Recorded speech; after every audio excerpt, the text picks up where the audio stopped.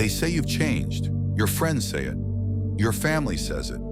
Maybe even your partner whispers it under their breath. You're not the same anymore. But here's the real question. Did you change, or did you finally stop pretending to be someone you're not?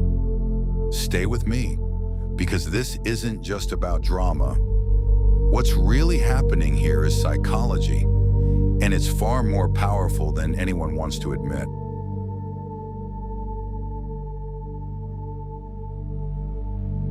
When people say you've changed, they rarely mean it as praise.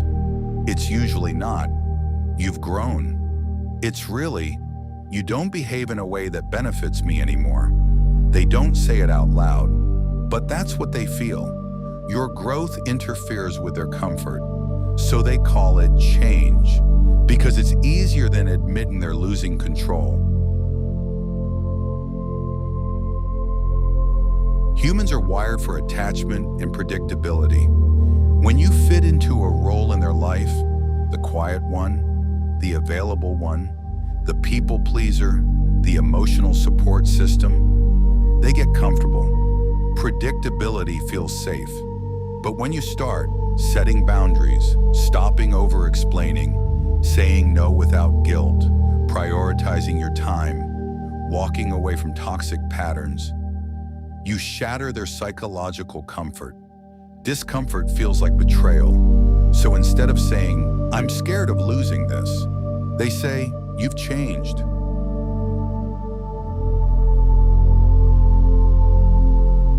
Here's what most people miss. You didn't change your personality. You changed your tolerance. You changed your self-worth. You changed your standards. People who thrived when you said yes, who leaned on your silence, who used your kindness as an excuse not to grow, they feel the loss. Growth is rarely celebrated by those who profited from your smallness.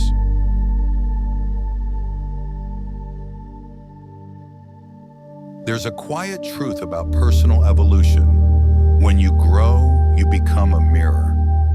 Your discipline reflects their procrastination. Your boundaries reflect their lack of self-control. Your emotional maturity reflects their impulsiveness. And mirrors are not kind when someone isn't ready to see themselves. So instead of self-reflection, they project. You've become arrogant. You think you're better? You're too serious now. But in reality, you didn't become harsh. You just stopped shrinking.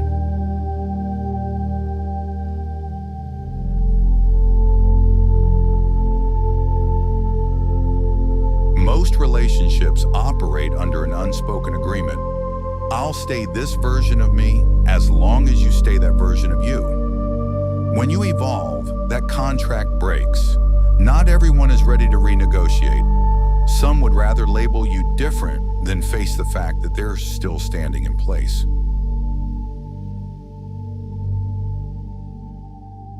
Be honest, it hurts when people say you've changed, because part of you wonders, am I becoming cold?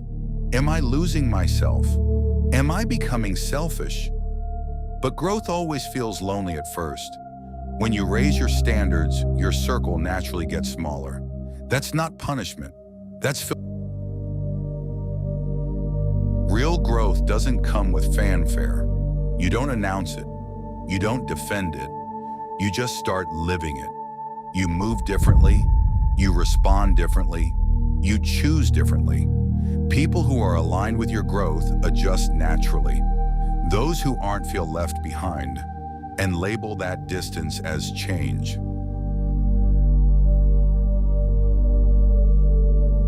They don't think you changed. They think they lost access.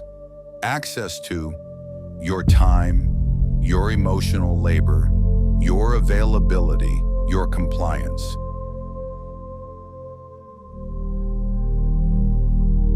The people meant for your next level will never ask you to shrink to stay connected.